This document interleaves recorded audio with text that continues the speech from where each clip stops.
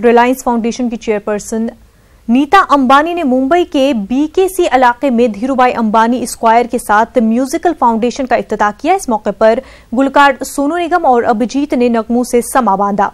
इफ्तिताही तकरीब में अंबानी खानदान के सभी अरकान मौजूद थे।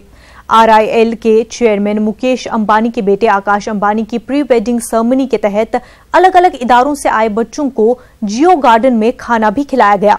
अंबानी खानदान ने अपने हाथों से बच्चों को खाना परोसा। प्री वेडिंग सेरेमनी के तहत 6 से 13 मार्च तक खाना खिलाया जाएगा।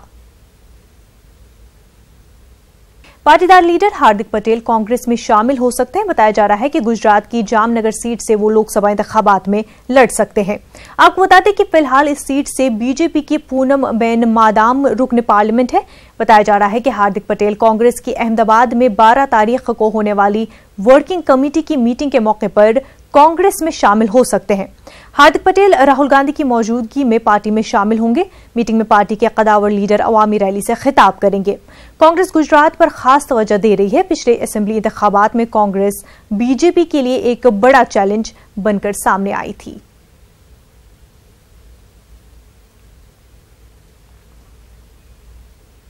वजीर दाखिला राजनाथ सिंह उत्तर प्रदेश को 1 लाख करोड़ रुपए के मंसूबों की सौगात देंगे।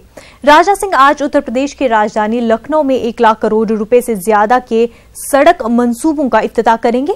उनमें कई सड़कें रियासत के मुख्तलिफ इलाकों से राजधानी लखनऊ को जोड़ेंगी और सड़क रास्ते को और आसान बनाया जाएगा।